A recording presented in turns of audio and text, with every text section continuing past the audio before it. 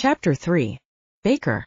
I woke up, and for a moment I wasn't certain where I was. Smelled like incense and Orion. My mouth watered in spite of me. I sighed and sat up, pushing back the black sheets. I was in Orion's old room. The night before, I'd climbed the steps behind Landry, listening to his tour. The bathroom was down the hall, the other rooms in the tower unused these days. I'd be alone up here, he'd assured me, his pale green eyes intent. His eyes, they were so much like Sebastian's, and he treated me kind of like family. Was he related to my dad? Maybe that was the missing gene, the reason for the green eyes. What was I doing there?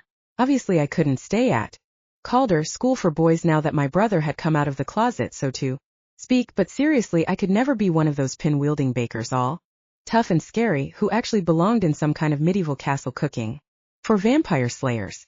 I'd stayed awake for a long time with the light on, staring up at the black cross that hung above Orion's childhood bed. I'd left the light on all night, with one of the knives from the wall under my pillow. It wasn't paranoia. Only it were. I'd done a lot of thinking without Orion's melting brown eyes to scatter my thoughts, without his presence to chase away the fear. The fear wasn't going away, but maybe I could do something useful with it.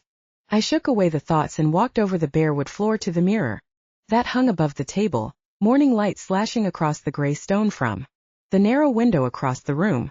I examined my reflection, the borrowed blue striped pajamas rolled up at my wrists and ankles, my face worried with a frown creased between my pale green eyes. It was still me, though. Still the same old Violetta Tansetta with a unruly short hair and dark skin, not as dark as my mother's, but I had her mouth. I tried but couldn't ignore the cut on my cheek, although it looked much better this morning. Landry had given me something to put on it when he handed me the plastic-wrapped PJs. "Good morning," I told my reflection. She smiled at me and looked happy and cheerful, how she was supposed to look when everything was falling apart, and she stayed up at night listening to her mother cry over her sick brother. He wasn't dead, but she was. I blinked rapidly, trying to get rid of the tears in my eyes. I didn't have time for tears. This was the first real day of my new job. It was just a job, just a chance to earn some money before I went to school and started my real life next fall. If I thought about it like that, I might not break down in hysterics in front of Landry or the CM. Orion's dad. I couldn't think about Orion without my mouth watering and my stomach tightening. How long had he known I was a girl? Why didn't he say anything? Why didn't my brother or my mother? I frowned at the mirror. Why didn't my mother want me to be part of this world? I had to take this slow. Had to understand what I was getting into before I committed myself to any course of action. I told Orion that I wanted to be his baker and keep kissing him. I rolled my eyes at myself and turned away because I did not want to look at my lips and think about how many times they'd been pressed against Orion's. Was not a pastel girl who got all weak and ridiculous at the sight of a pair of pectorals, even if they were the perfect shade of whipped cream infused with caramel. I swallowed and shook my head. It wasn't Orion, it was the energy that I got from him. Wasn't it? Was it? How could I possibly be certain how I felt about him when my need for his butcher strength was impossible to separate from my attraction? Not that there wasn't more than that. I knew Orion and respected him. He was kind of a bit aloof, dutiful in the extreme, intelligent, encouraging, and unflinching in the face of danger or tears. He didn't love Olivia, and he liked kissing me. It didn't matter. I couldn't just run around kissing him until after I'd figured out exactly what my life was and how he fit into it. No more kissing Orion. I needed to learn to take energy without it getting all tangled up in kisses. Nodding, I opened the door and gasped when I saw Orion leaning casually against the wall across the hall. He smiled, his cinnamon stick lips curving sweetly. I swallowed while my heart pounded. I'd really decided not to kiss him? I'd better have a really good reason. "Good morning, Violetta. Did you rest well?" I fiddled with the rolled-up cuffs of my pajamas. "Yes, thank you. How did you sleep?" He grinned widely and shook his head, long hair swinging around his face, his cutting cheekbones, eyes like melting pools of chocolate. "I haven't. I have too much energy to sleep. Will you take some before I have to go to class?" I hesitated. "I'm in my pajamas." He glanced down at them. "Very nice. They don't quite fit, do they? I brought this over for Sebastian." He was exhausted after our werewolf hunt and then the nightly battle against the darkness. He nodded to the blue suitcase at his feet without taking his eyes off me. Thank you. I quickly went to it, but he already swung it up over his shoulder. Where would you like it? I moved away from him, stumbling backwards. He was too big and beautiful, dreamy and delicious. I can carry my own suitcase. He shrugged but didn't put it down until I led him back into the room, pointing to the wall beneath his knives. He put it down without the slightest thump, then turned to me. Where's the knife? I blinked at him, then glanced at the wall and the spot of bare stone where the knife I'd borrowed for the night had been. I went to the bed, took the knife from beneath the pillow and turned around, almost chopping off Orion's head. Because he'd followed me. He leaned back barely enough to not get his throat slit, put his hand over mine around the handle and turned it this way and that. Before he smiled at me. Good choice. Sharp blade, good balance, and small enough to fit perfectly in your hand. Do you know how to throw knives? My heart pounded from him being so close, from his bed being behind my knees. I blinked at him and shook my head. I'm better at cutting things than throwing. He nodded seriously like I wasn't talking about vegetables. I was. The only person I'd ever cut was myself on accident. Do you want to throw knives together sometime? Like a date? I blurted. He smiled slightly, the curve of his lips ridiculously delicious. My own hand began to warm beneath his as his energy soaked into me. Yes, like a date. He frowned and pulled his hand off mine, rubbing his chin. That's not a good date, is it? No, you'd like something less martial. What about the botanical gardens? There's beautiful color in the trees this time of year. I hesitated because I wasn't kissing him, but this thing, taking it slow, getting to know him as a butcher and me as a girl, might work. I'd be an idiot not to try and figure things out with Orion. You owe me a date to the botanical gardens. He raised an eyebrow and his eyes dropped to my lips, reminding me of a conversation we had a long time ago when I'd been pretending to be a pastel girl. Were we going to make out there? Oh, we were. How embarrassing. Was that what he meant? Dully. Perfect. Let's start with that. He hesitated, then backed away from me. From the bed, turning to walk purposefully towards the door. Once he'd gotten there, he turned around, standing outside as if he were a vampire that needed my permission to enter. I clung to the knife and tried to calm my thumping heart. He wasn't a vampire, but they were out there somewhere, monsters who would rip me apart like they'd torn up my parents. Orion was used to this life, used to waking up to danger, but I wasn't. Orion, is Sebastian safe? He nodded decisively.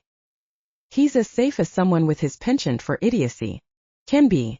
He fights well, has excellent reflexes, and actually seems to want to learn and improve. I frowned at him. Yes, Sebastian could be incredibly stupid, like joining renegades with Tony, but he was my brother. That's good. He's not really stupid, he's just always distracted. He smiled, a slow smile that warmed his eyes. All right. You seem different today. I swallowed. I do. Because I usually threw myself at him and kissed him first thing in the morning. He nodded.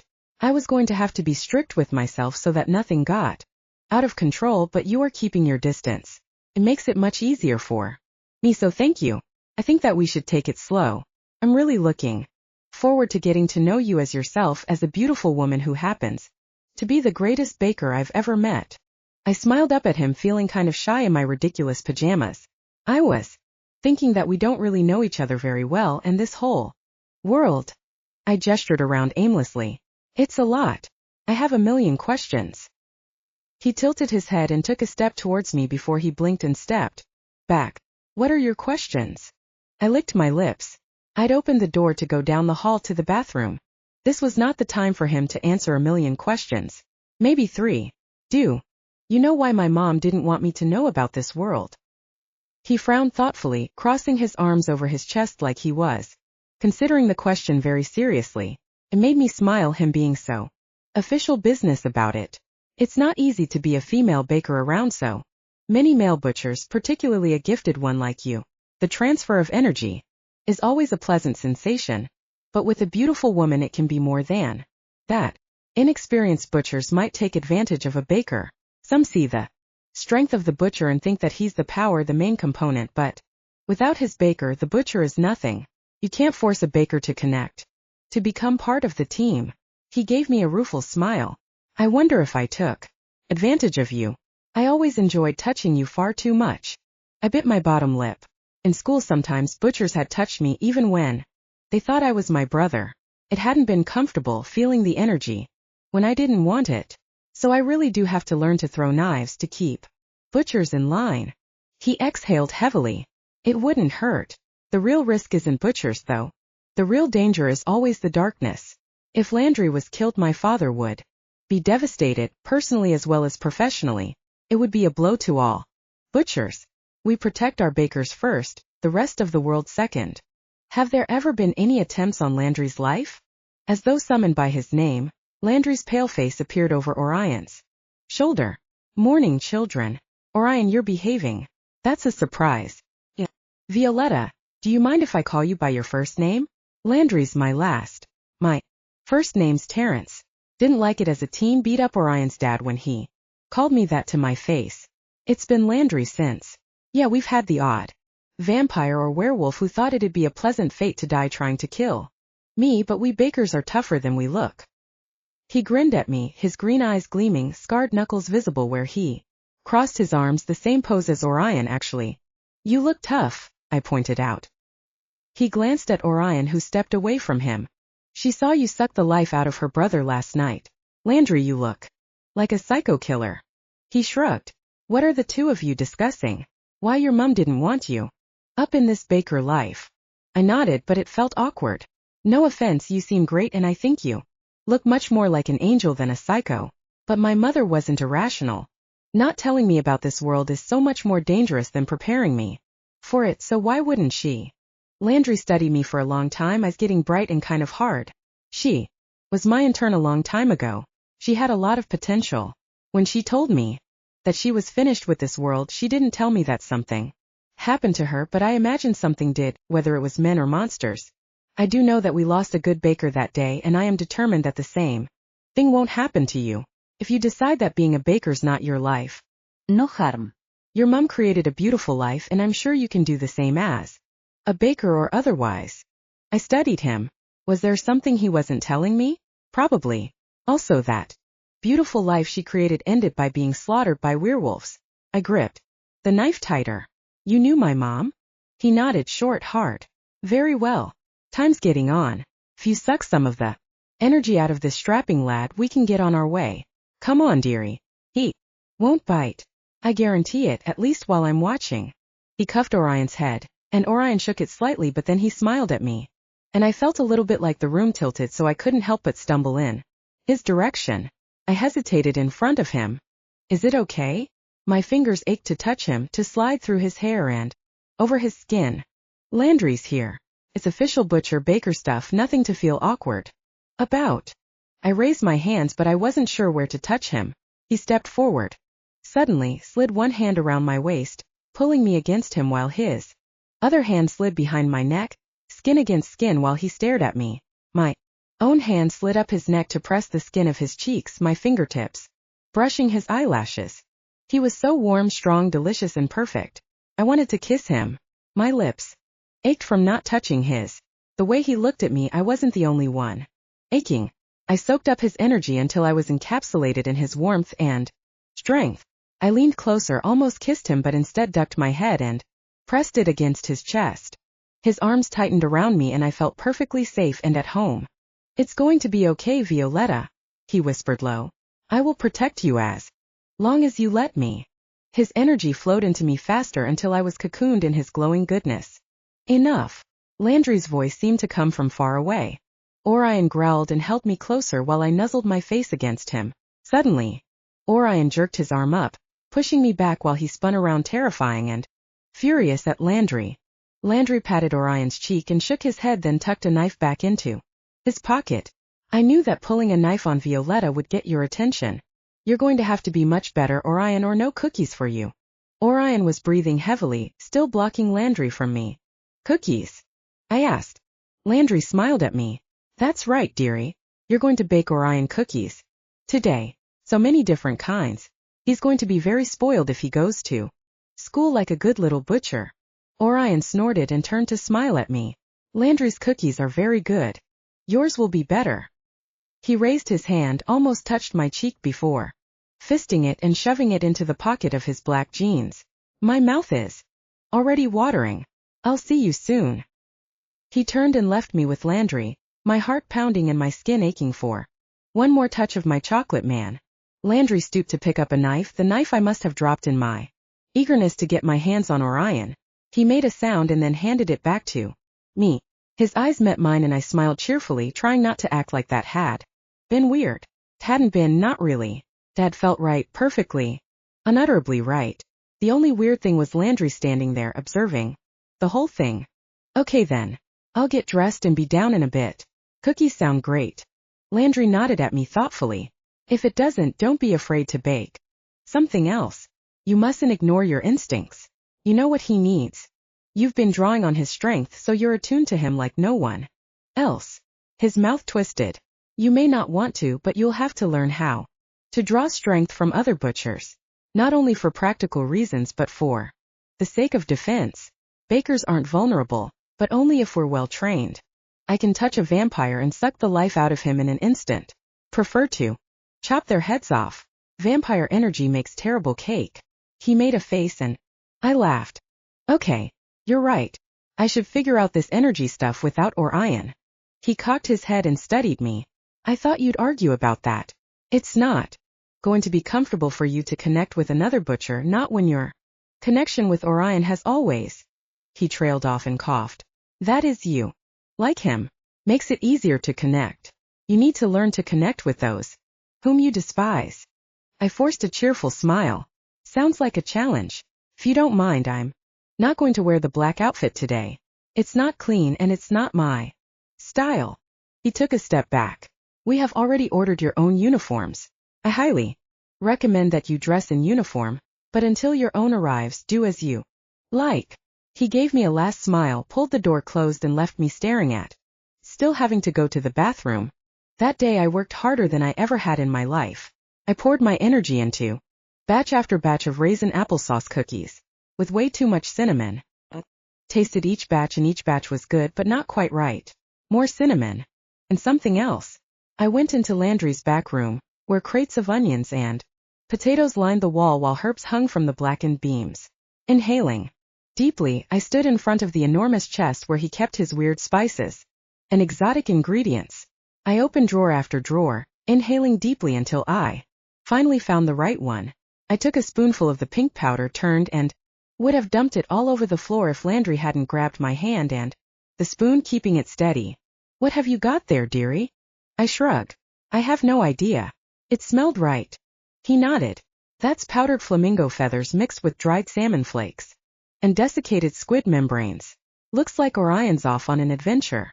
I looked down at the powder, then sniffed it, analyzing it for smell instead of rightness.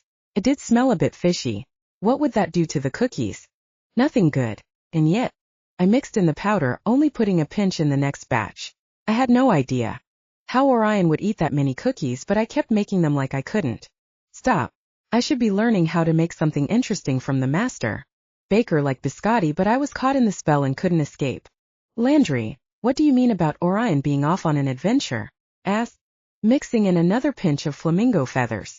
That mix is for crossing unknown terrain. Not only tracking like the cinnamon, but traveling long distances and remembering his way home. I frowned at the dough in the bowl, pulling away from the sides just the right amount. It was almost ready to put on baking sheets. Shouldn't I put some protein in it then? Nuts. He shrugged. Don't overthink. Just then the back door opened and 3 butchers came in. Olivia and Francis were escorting a manacled Mal. Olivia looked at me, flinched and glanced away. Where do you want him? Francis asked Landry, nudging Mal forward. Mal stepped in with his nose in the air, staring straight ahead of him as though he couldn't see anyone else. Sit down, Malvolio. Good lad. Olivia, take off those cuffs. Francis, take these cookies. Don't eat any of them. Orion will be very grateful. I glanced over at Francis where he was juggling 4 containers of cookies. Isn't Orion coming here?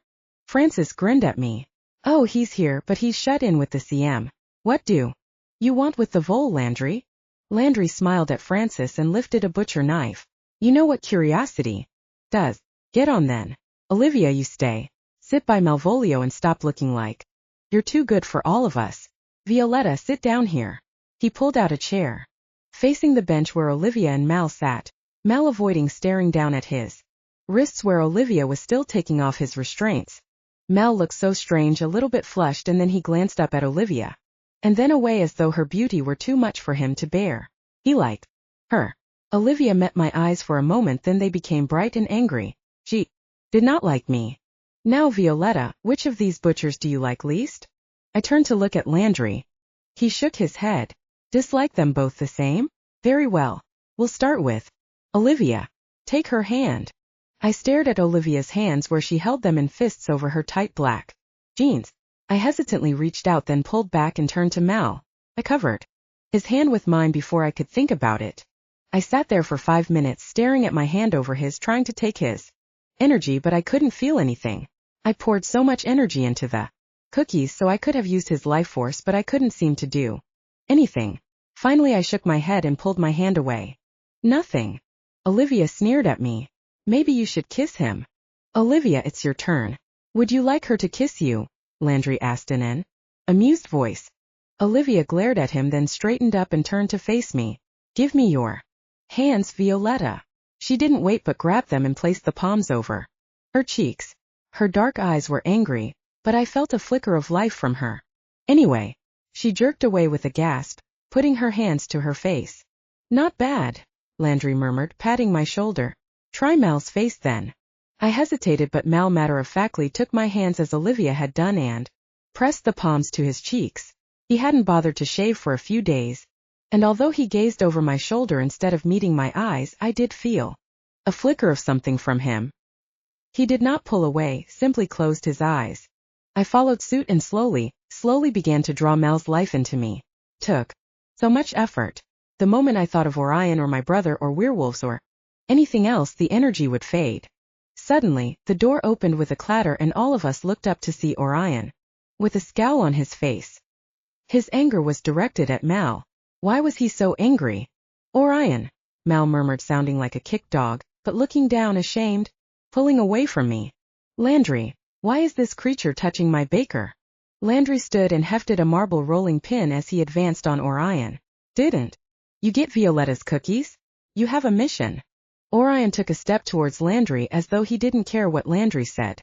How can I leave Francis taking my place with Sebastian as second while you're allowing a butcher who's been infected to touch my beloved? His voice was low, but that last word shot straight into my heart. Landry wanted me to learn how to take energy from butchers I didn't like quite so well as I like you. I stood and went to move between Orion and Landry.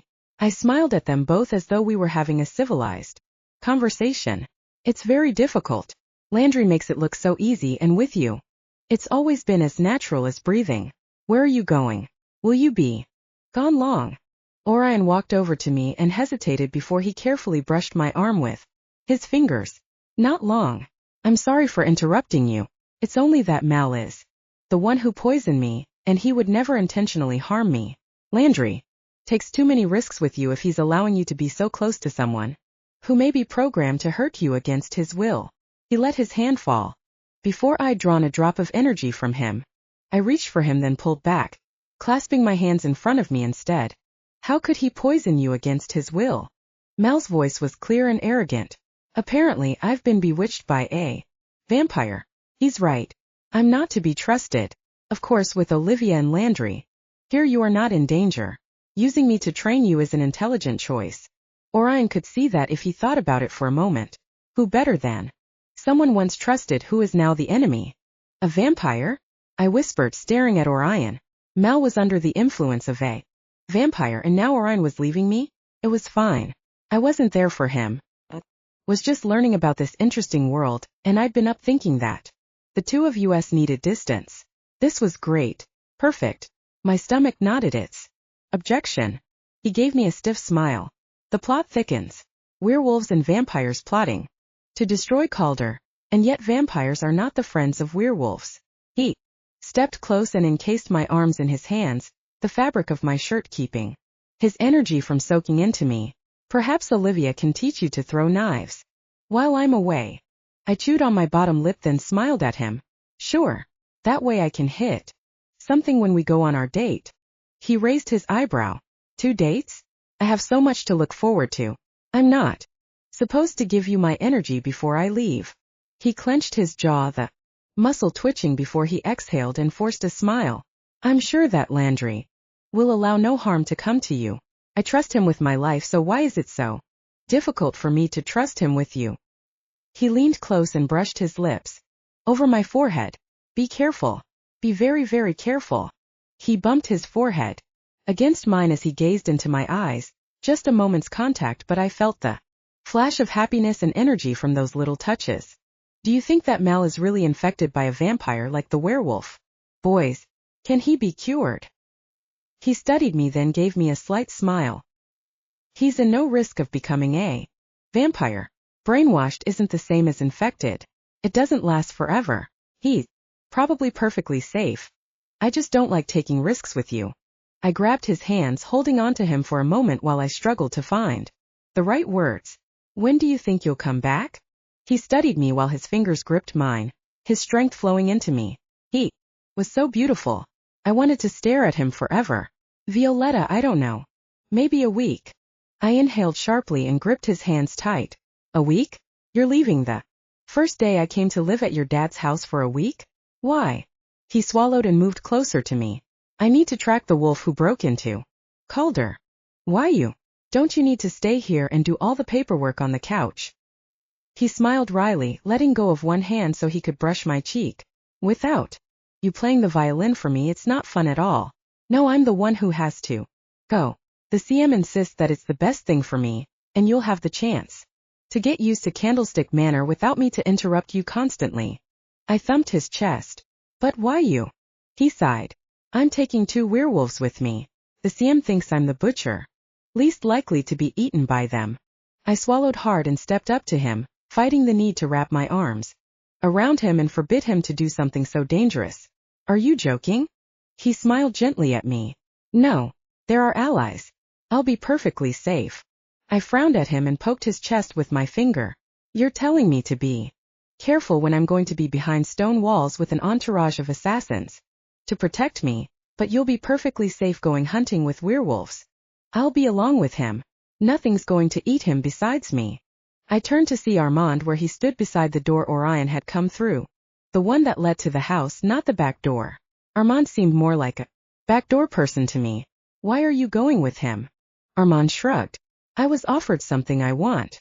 I scowled at him, then turned around and grabbed the nearest bowl, started cracking eggs into it and in general making a mess out of Landry's ingredients. Don't move, Armand. Orion, sit down.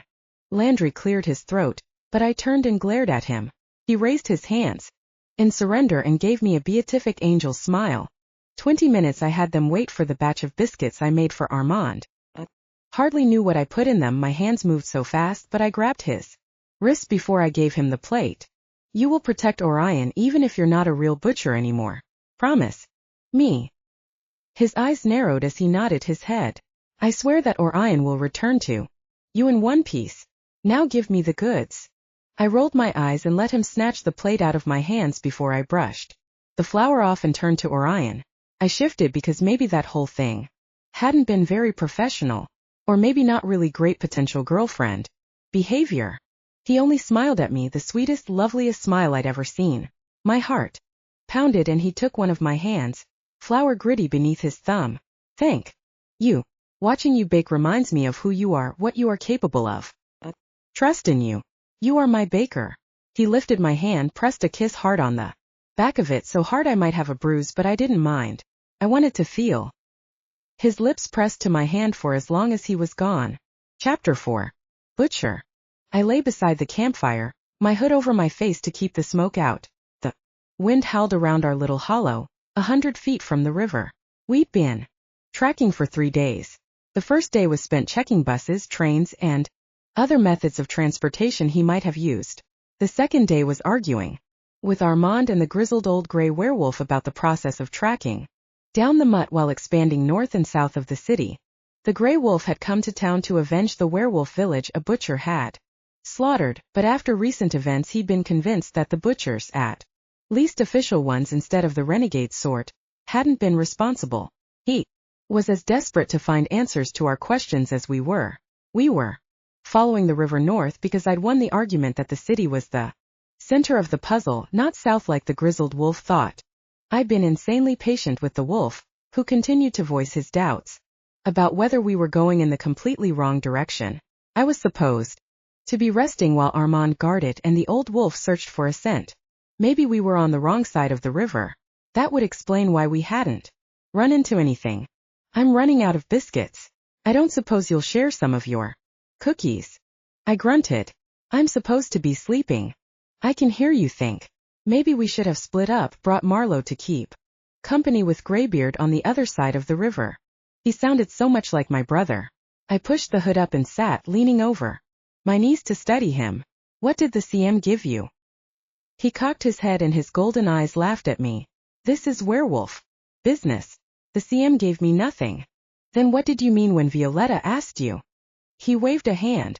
She misunderstood me. Intentionally, of course. There is no thing I want. You just want to see justice served and all that? He grinned at me, his toothy smile wolfish. Of course. I'm the pack leader. Some cur comes into my town and starts causing problems between meddling butchers and my pack. Of course I'm going to get to the bottom of it. But the cur is dead. He frowned. But the trail is not. Just then a mournful howl split the air, bringing my neck hairs upright. Armand rolled to his feet and kicked dirt over the flames. I got up slower, shifting my shoulders before I reached for my pack. I'd been very careful to keep it out of Armand's paws. Armand did not get a crumb of Violetta's cookies. We jogged along the river's edge, impassable in some places where we had to wade out into the icy November water until we got to the old gray where he crouched between two swells on the bank.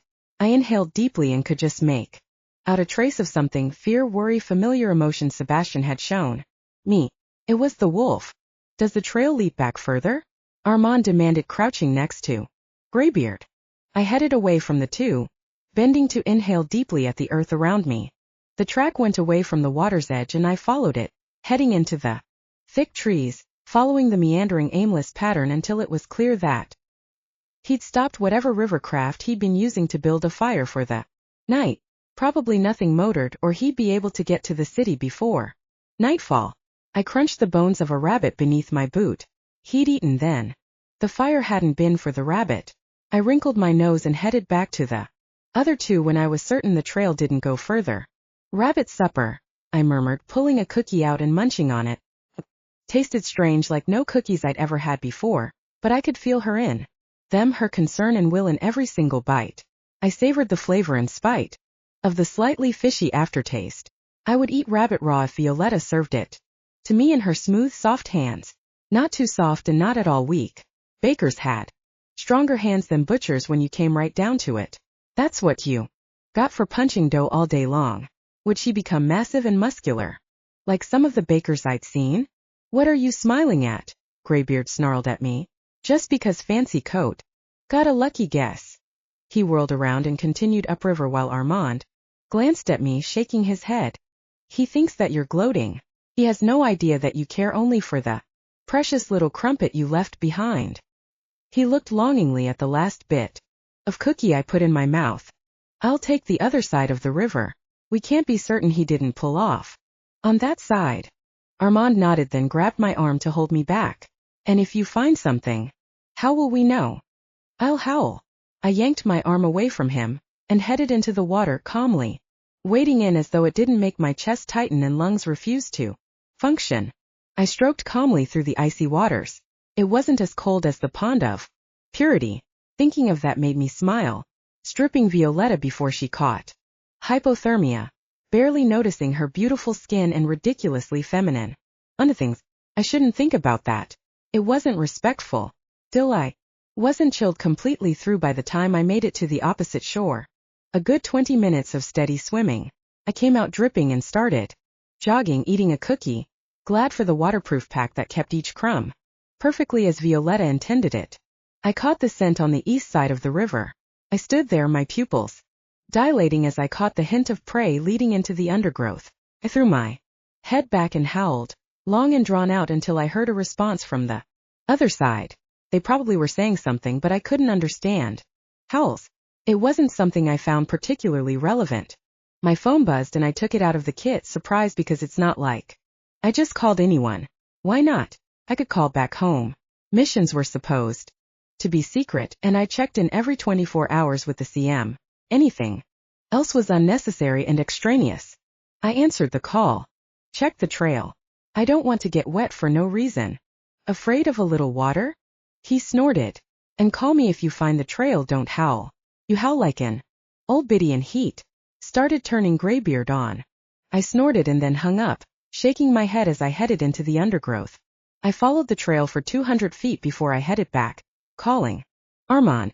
200 feet, straight northeast. Do you want me to build a fire so you can smell the smoke where I'm at? Don't bother. I can smell her cookies from here. You just wanted me to get vet. Yeah, I love the smell of wet dog. I hung up the phone, but instead of putting it away, I hesitated, then called the old phone in the kitchen. It rang 5 times, then Landry picked up. Who is this? Orion. How are things? Oh, good. Talk to her. She's burning everything. Can't stop pacing. Not that she's a mess or anything, she's just been thrown into a world of werewolves and vampires without her teddy bear to hold on to. I'm her teddy bear? I grinned broadly and sat down on a muddy bank, ignoring the cold and wet state of my clothing. I should change, light a fire and dry off, but it didn't seem important. I could hear him even though he muffled the phone as he called. Violetta. Someone's on the phone for you. In a few moments I heard a shaky voice. Hello. Violetta. I sighed and slumped down a little bit from the tension that had been building ever since I left her. Is everything okay? I nodded even though she couldn't see me. Great. We're on the trail. Shouldn't be long now. Oh. She exhaled breathily. I could almost see her pale green eyes while she held onto the phone. Landry said that no news was good news, that you'd only call if there was an emergency. Usually, but I had a little extra time while I'm waiting for Armand to swim across the river. I should be building a fire and drying out my boots, but this seemed more necessary, important, essential, all words I could use but weren't quite right. Fun, I finally decided. She laughed, the rich low sound that made my heart ache. Fun? Okay. I'm glad you called. Are you out of cookies? No. They're delicious. She groaned. They're terrible. Someday I'm going to make you something really, really good. Not just magic good, but actually delicious. Really? I would never object to you feeding me, magic or otherwise. How is your training going? She hesitated for a moment. Good. It's good, just so strange. Landry is so good at everything and I'm not. I'm okay at a few things, but those things aren't what I'm supposed to make. And there's no time, it's always rushing. Rushing, and then trying to connect with other butchers is so frustrating. So slow, so groß. I grinned again. I'm sorry to hear that. No, I'm not really. I can't wait for you to suck the life out of me and make me something incredible. She sighed. I shouldn't complain. I'm not out in the woods in wet boots. Wait, you're in wet clothes? It's freezing out. Do you want to catch a cold or worse? You need to make a fire right now, and Landry's saying he packed some powdered soup that you should make. Yes. I'm hanging up now. Take care of yourself. That's an order. I laughed. An order from my baker I can't refuse. I don't regret it though. Hearing your voice is exactly what I needed. Goodbye, Orion. Keep your feet warm. She hung up with a decisive clang that made me extremely happy for no good reason. She was so determined to keep me safe, even if it was just from cold feet. I built a fire, a large fire that would dry my things quickly. When Armand and Graybeard came stumbling out of the water, they were in wolf form, but even so, their clothes were soaked when they transformed back. I didn't understand anything about how that worked, and I didn't want to. I had more important things to do, like not try to think that Armand was my brother and he had betrayed me for absolutely no good reason. After we dried out, we followed the trail for hours. It seemed to wind around and backtrack here and there. Maybe he'd been hunting or maybe throwing off a trail. I couldn't decide which, but when we smelled the smoke, we didn't have to worry about his tracks anymore. I moved as fast as I could through the woods. Dense undergrowth difficult to get through. The smell of smoke became distinctive. The smell of burnt wood, burnt hair, burnt flesh, all above the ever-growing stench of death. These weren't clean deaths either. No. We came on the first body while still in the woods, the corpse half in the bushes, at least 2 days old if the swelling and partial decomposition was any sign. I dropped down beside it, checking the mouth first. I felt the gums and the molars that would have protruded when it was in wolf form. Yes, werewolf. Then, but died in human shape or transformed after death. I moved from the molars to the chest cavity, noting the evisceration, the 2-inch deep knife marks that had slashed through the rib cage as if it was butter. The kill had not been quick. He'd bled out, a slow death, particularly when your intestines become your outestines. I shook my head and stood to face Armand, who waited with an emotionless expression, although he had 2 knives out. Graybeard seethed, practically foaming while he watched the way I worked over the body. Something likes a lot of blood, I murmured. We continued, all 3 of us moving carefully, soundlessly, spread out as we went towards the disaster. I should have known what I'd find. You don't get that kind of scent, the rotting horror of it, if anyone's around who minds the smell. Some vampires lived on rotting carcasses, but they were all crazy. Maybe that's what we were walking into, some mad vampire's hive where he'd be waiting with his army of undead. Wishful thinking. Instead of a fight, we got corpses. So many that not even I could keep my stomach settled. I ate a cookie and handed one to Armand when I saw how green his face was. Graybeard didn't see us eating cookies, which was probably a good thing because he might take it as a sign of indifference instead of nausea. He was clearly agitated by all the slaughtered werewolves. I'd seen maybe 2 female werewolves in my life, but many of the women were wolves when I checked their molars and examined their death marks. Whatever it was, he made certain they were incapacitated before he let them bleed out. So much blood. Definitely a vampire, Armand murmured. Not with those cuts, Graybeard argued. I looked at him. At his pale face and bloodshot eyes that were getting more and more wild. He was about to go feral. I pulled out a knife and glanced at Armand. Go run, Armand murmured. This is a crime scene. We don't need you mucking up the evidence. Graybeard turned and transformed after only 2 steps, loping off into the woods as fast as he could, leaping over bodies as he went. Every death has the same marks, the same patterns, the same cuts, the same murder. How is it possible for one creature to kill so many? Armand murmured. He came near morning, I'd say 4, when the shifters were finished with their hunt for the night. He struck while they were tired, groggy. Several of the bodies were charred where the houses had been burned around them, so they died in their homes. I'd say he hunted house to house, no warning until it was too late. Their throats are all cut, not enough to kill them but enough to keep them from crying out. I had to stop talking so I could swallow down bile. Armand touched my shoulder, only for a moment, like he wanted me to know that he was there. He wasn't, though. He'd left me to face this mess on my own, to be responsible for it, because I was the butcher and he was some mangy pack leader along for the ride. My responsibility, my duty, my mess, and I had to clean it up. I'll make the call, I murmured, walking away from him opposite the way Graybeard had gone. I'll let the CM know that this trail has a very dead end. I walked into the trees far enough away that I wasn't overwhelmed with the scent. Then I dropped on my knees. I muttered the same chant over and over, until I could breathe evenly, drawing peace from my faith, my duty, my God. I called the CM and gave him the bare stats. 65 to 70 dead bodies. In what had been a small village tucked into the hills of eastern Iowa. Death. 72 hours passed, exact location and no other known trail. He thanked me and hung up, leaving me alone in the woods to try and breathe. And not want to run back home, take Violetta and hide her somewhere far, far away where no monster would ever find her.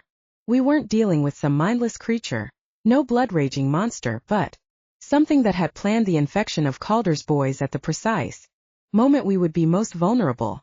This level of carnage combined with that amount of deliberation was beyond comprehension, and it was my responsibility to solve the riddle and keep my butchers from dying, and werewolf allies like my brother. Armand put his hand on my shoulder, like he'd heard me thinking about him. You look sick. I inhaled shakily. Why would I be sick? I'm not the species targeted. You are. He laughed, and somehow I almost felt a little bit better. Werewolves being slaughtered, it's a strange thing. The way they were killed seemed almost ritualistic. I shoved his arm off my shoulder and turned to glare at him. The wounds were butcher wounds. You know this. He inclined his head and nodded. Yes. I would appreciate if you stopped pretending to be on my side. You must be suspicious of me. You're not capable of this kind of slaughter. Not even the butcher could do something like that. This is not the work of a butcher, whatever he was in a former life. He's not a butcher now. I need to finish documentation and then organize burial. Paperwork? Rotting corpses, but you still have time for paperwork. He laughed.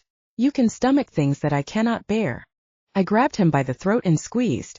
Paperwork in order is what prevents more slaughter like this.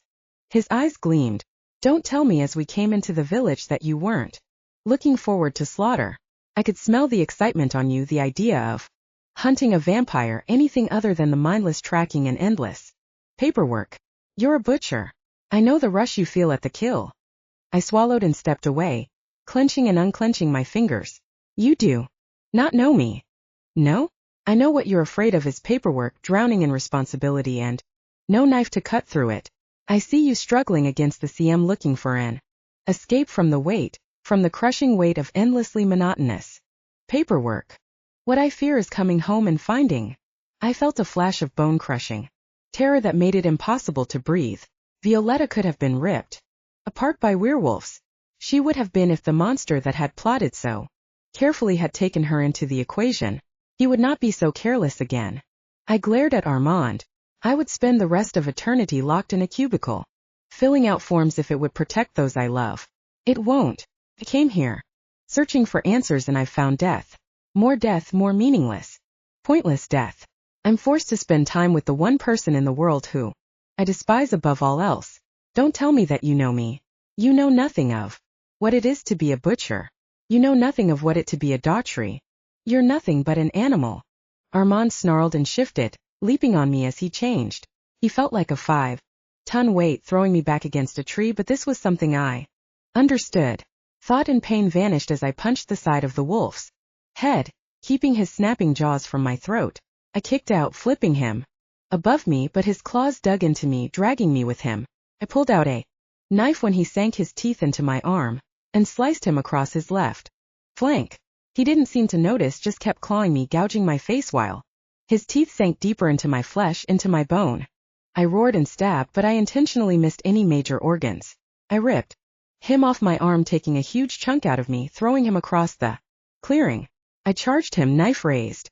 I was going to cut him apart, but something swung towards me in my periphery. Another opponent.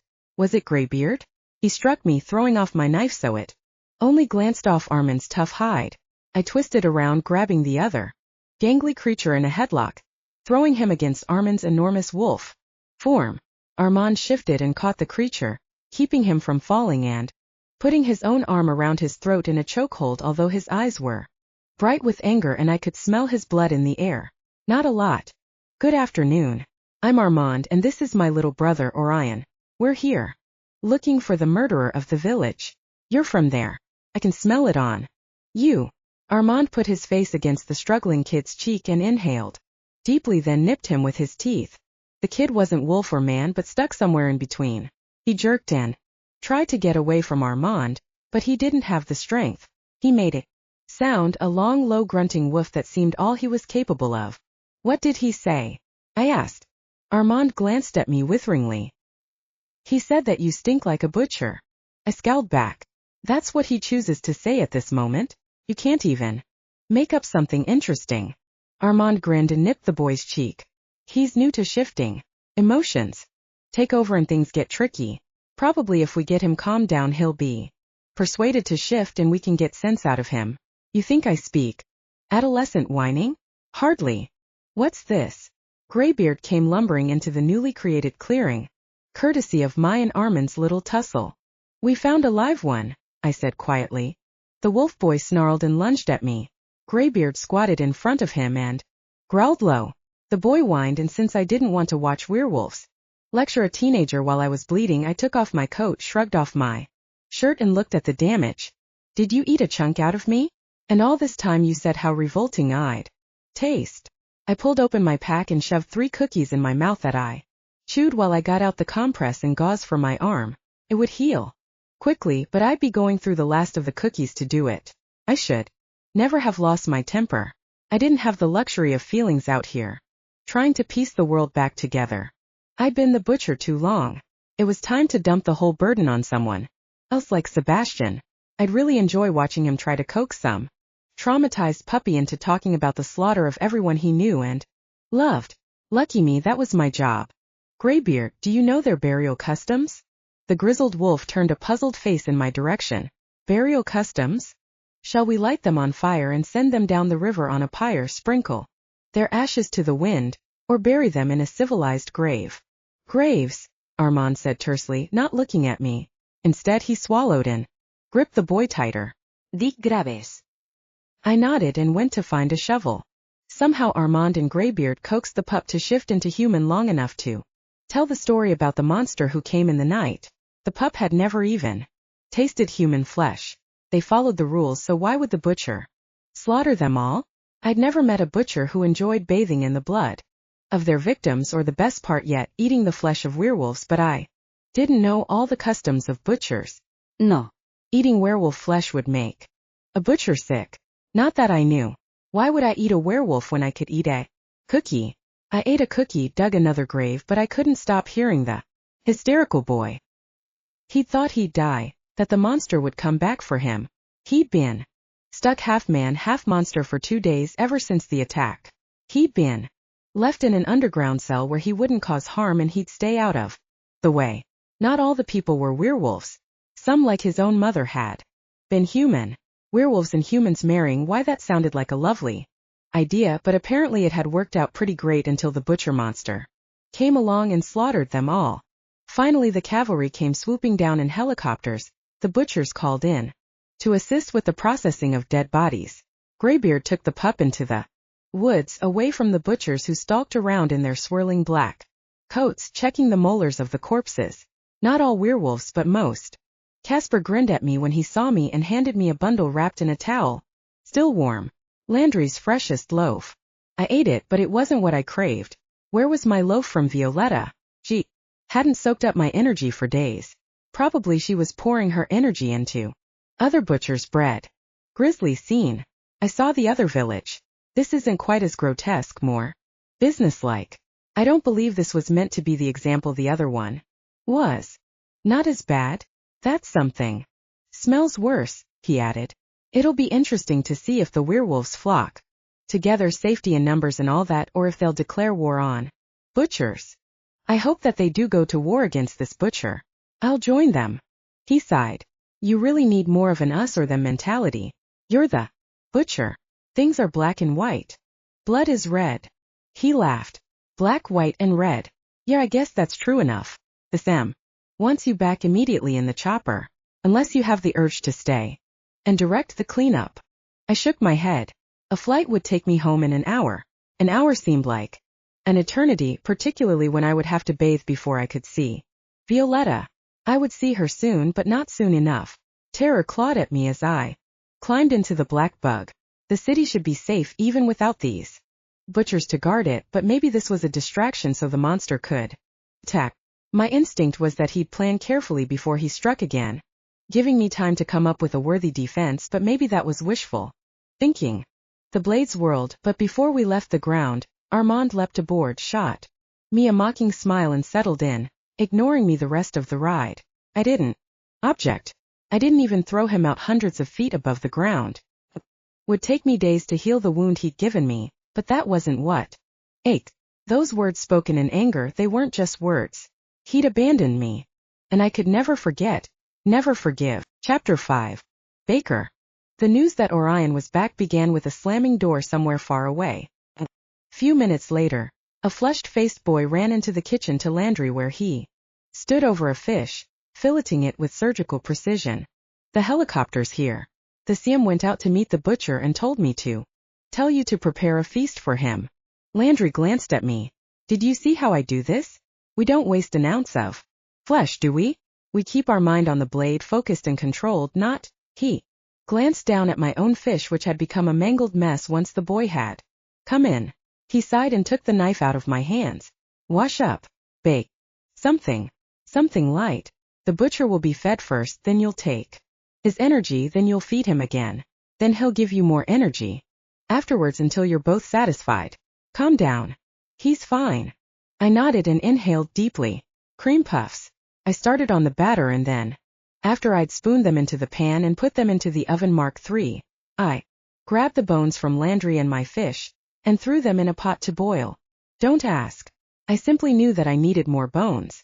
Landry pointed me to the freezer and the large container of various bones, and I took out a few more large lamb legs with bits of meat stuck to the bone and started them on to boil. I focused on my baking instead of the minutes that passed without Orion coming to see me. Of course it would take a minute. Naturally, he had to talk to the CM about important things. He was fine not lying dead somewhere ripped apart by a werewolf. I brought you a present. I whirled around to see Armand smiling and holding up a baggie filled with some kind of meat with bits of black fabric stuck to it. I took it in. Suddenly numb fingers. Is this what you meant by bringing him back in one piece? He laughed and shook his head while another low voice came from across the kitchen. Violetta.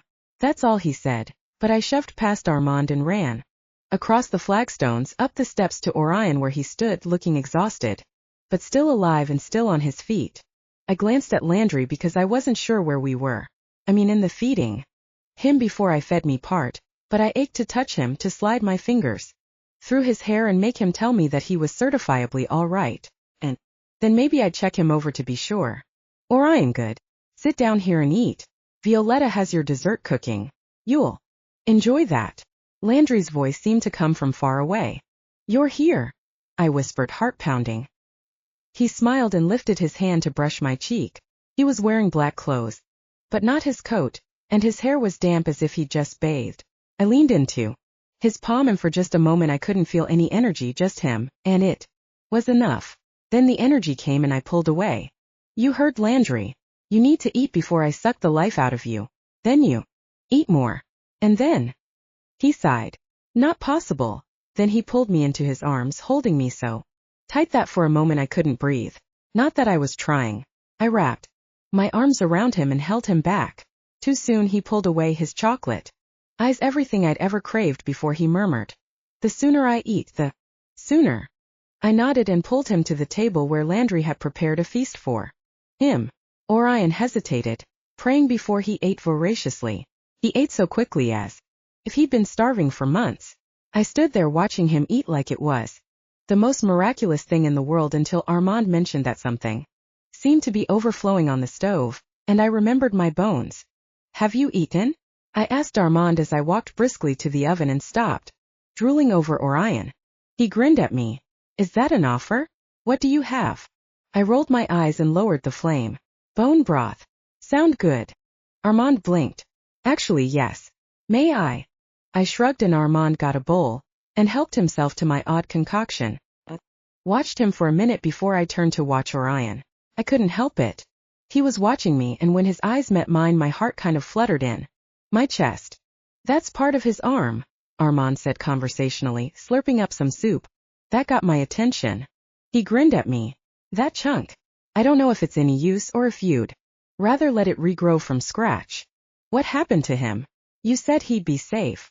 He shrugged. He was safe enough. Just a scratch, really. It's a chunk of arm. That's like 2 inches. Let me see it, Landry said, pulling me away from where I'd been glaring at. Armand took the baggie and sniffed it. Smells fresh. Yeah, let's put up some herbs and wrap it. Be good as new. He headed into the back room and I followed because as much as I would love to have argued with Armand, learning how to take care of my butcher was far more important. I carefully unbuttoned Orion's shirt and pulled it over his injured arm, careful not to brush his skin with my fingertips while he ate, while Landry crushed herbs in a mortar and pestle. I knew the herbs, conventional garden herbs with a few odd things along with a drop of frog venom. Landry said it made the blood flow even through dead flesh. Yeah, it made no sense, but I helped mix it in helichrysum, arnica, and garlic oils. Didn't smell fabulous, but if it worked. I hissed when I saw the wound. Landry had to soak off the bandage because it was stuck on around the edges with dried blood. Does it hurt? I asked Orion. He grinned at me. Landry has the hands of an angel. Landry ripped off the rest of the bandage with a sound that made me flinch. But not Orion. No sense, no feeling, Landry muttered. Here, rub the oil into his wound just like he was a leg of lamb. I wrinkled my nose, but I did that, feeling his raw muscle as I rubbed around, with oil flinching through the whole process, then rubbed all over the bit of flesh Armand had brought, looking at the edges for a moment because there seemed to be something off about it. Not just that it was detached, but that there were teeth marks along the edges. Armand, how did you get this? But when I turned around, Armand was gone, and so was the soup pot and all the bones in it. Orion put his hand on my shoulder, not the injured arm. It was an accident. Those are teeth marks. I glared at him. He smiled back. We found a survivor. He wasn't in the best shape, so naturally there was a struggle until he realized that we weren't the enemy. Landry made a sound that wasn't at all agreeable. Pack it in tight, Violetta. We'll take care of the blood later. He'll be healed up by morning. That was generous of Armand to retrieve the bits. Very generous, Orion murmured, his lips twitching as he glanced at Landry. I shook my head and focused on the task of putting Orion back together. Bandaged him up, wrapping around his strong arm and trying not to notice his bare chest. He had the most beautiful skin, slightly caramel, slightly mocha. Completely addicting and delicious. I needed some of his chocolate. I looked up at him and realized he'd been watching me stare at his chest. I avoided looking anywhere besides the bandage, and finally it was wrapped, secured, and Landry gave me a nod of approval along with a, not too bad, love. With that, he pulled out a chair, pushed me into it, and took Orion's empty plates away from him. This was the part where I got to take Orion's energy. Was supposed to touch him, to slide my fingers over his skin and take his life force, and then bake. I rested my fingers on the edge of the table, staring at them and trying to focus, to concentrate on my breathing instead of on the warm, sweet creature beside me. He murmured low, "Are you all right?" I swallowed and looked up at him. How can I take your energy when you're injured? My whole life I've been told not to touch people, Sebastian, because it would hurt him. I never understood why, but it's hard not to worry. Maybe you should rest first. No, Violetta. I am very strong and I need you to take enough that you can bake me what I need. If you do not take enough of my strength, I will not be properly fed, and then I will not have enough energy, on and on until I am weak. The more you take, the more you can give back. I need a lot of feeding. You need a lot of energy. We are perfectly matched. Don't be afraid of hurting me. I slid my hand over the table to touch the back of his. He inhaled at that contact but didn't move. He wasn't going to force me to take his energy. Slid my fingers over the back of his hand, over his wrist, strong, corded with veins and muscles, then up his forearms to his elbow. His elbow was soft like buttered silk. My fingers hesitated on the edge of his bandage, then went back down to his hand. I curled my fingers around his palm, squeezing gently. He finally reciprocated, clasping my hand in his. We sat there and I kind of leaned against him, resting my head on his shoulder while my eyes drifted closed and his head tilted towards me to rest on my hair. You smell nice, he murmured. Like flower. Like vanilla and jasmine, but mostly of Violetta. Does your arm hurt? He grumbled, a low laugh in his chest. Not noticeably. His energy flowed into me, warm, perfect, finally the butcher I wanted to touch. I wanted more, but Landry watched us, not actually looking at us, but I felt like we were a bowl of dough he was watching rise. Time for dessert, Landry said, looking up at me, his voice very loud in the kitchen. Dessert? Oh, cream puffs. I sat upright, but when I tried to stand, Orion's hand wouldn't release mine. I stood there staring at him while he smiled at my hand in his, looking sleepy. Orion, don't you want some cream puffs? He looked up at me, and his smile was ridiculously soft and sweet. Do I have to let you go? I nodded. Then no. I laughed and used both hands to pry open his fingers. Didn't work until Orion finally sighed and released me. I danced to the stove where the pan of cream puffs I'd completely forgotten about sat. Landry must have taken them out while I'd been distracted. Cream filling or chocolate? I turned to look at Orion, strands of darkest fudge falling into his face. Chocolate it was. Hummed as I mixed ingredients, milk, melting chocolate, everything a swirl of delicious that ended with a platter of perfect chocolate cream puffs, a few sprinkles of cinnamon on top. Why cinnamon? Did that mean something? Would he have to go track another werewolf somewhere? Is that what cinnamon meant? I stood there, frozen until Landry came up to me and stooped down so he could see into my eyes. All right there. I blinked and smiled. Yes, it's just that cinnamon. Cinnamon and chocolate. Different combination than cinnamon and apples and our flamingo powder. Cinnamon enhances senses, yes, but not tracking. What about chocolate? Landry scratched his cheek. Can mean any number of things. Chocolate is a personal favorite, isn't it? I glanced at Orion, swallowed and nodded. Definitely. He patted my shoulder. Don't worry too much about it. Just give the butcher his cream puff. After that, you can take more energy from him. More. I still felt buzzing with his energy. Making cream filling wasn't exactly arduous and time-consuming. He shrugged and murmured in a low voice. I think that the two of you have a lot to talk about. Maybe you could take these cream puffs into the small study, sit in front of the fire, chat about how things are going. Being a baker is more than baking, it's making certain that your butcher is strong in more ways than physically. Butchering is difficult, hard on the soul as well as the mind. Bakers can be considered therapists sometimes. I glanced at Orion before whispering. You think Orion needs therapy?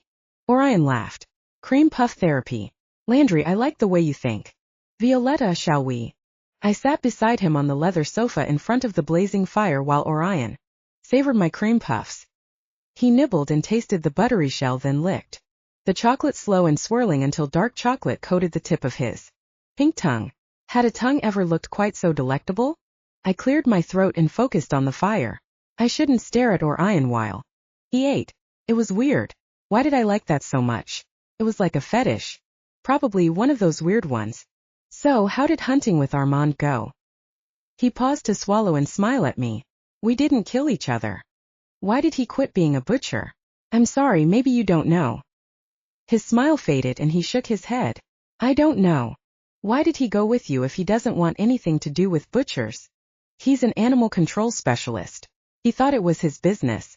I suppose it was, but going so far out of the city isn't in his jurisdiction. I gasped when I had the terrible thought. Orion had been bitten by a werewolf. Was he infected now? I pulled up my knees and wrapped my arms around my legs. Are you going to be infected like the boys in Calder? He raised an eyebrow. Of course not. Oh, because I've been bitten by a wolf. No, I've been bitten so many times. You can't infect a butcher that easily. I've been thinking about that, how the boys got infected. Seemingly every single boy who got bit was infected, and I think it was the wolf. It was a special wolf. In the village there were a lot of female wolves. That's not normal. It's as difficult to turn a woman as a butcher. Clearly the wolf had a gift. Someone went to a lot of effort to make certain that particular wolf infected our boys. Otherwise the success and subsequent failure wouldn't have been quite so high. You saw a lot of female werewolves? What are they like? He cleared his throat. I didn't exactly talk to any of them. You see, they were. He put an entire cream puff into his mouth and chewed for a long time. While I waited, when he was finally finished, I edged closer to him, putting my hand on his wrist. What are they? Dead. The voice from the door was gentle and regretful, but extremely firm. The CM. I got up and put my hands behind my back as though he'd caught me assaulting Orion or something. I was supposed to take his energy. Landry had been very clear about it. I looked at Orion and he gave me a half smile but didn't get up. CM, is there something you need? I'm not entirely restored, but I'm certain that I will be shortly. The CM's eyes narrowed.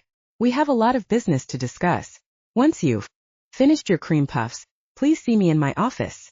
He turned and left the room, leaving me with Orion for remaining cream puffs and a story about dead werewolf women.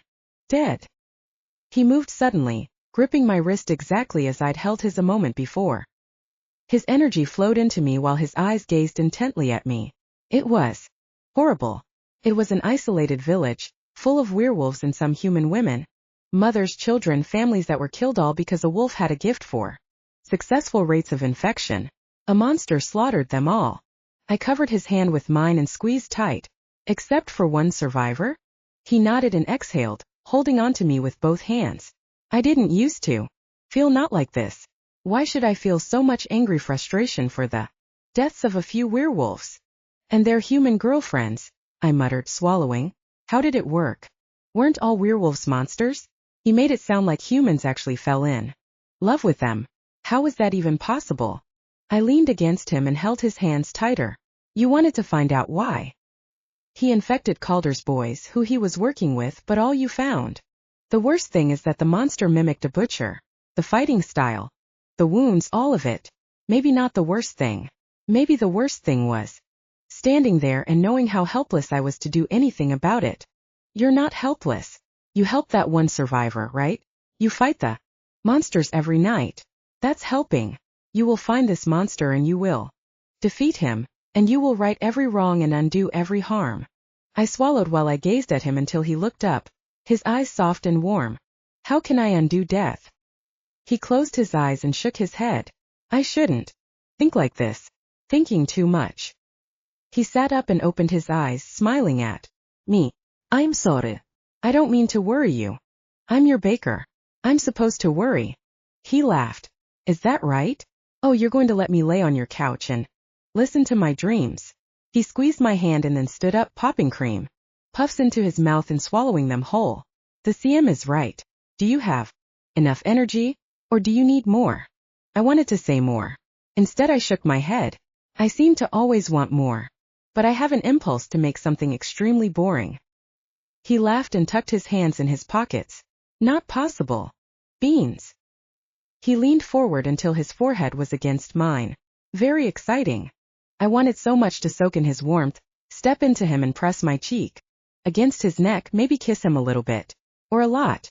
Instead I stepped away and smoothed down my black skirt.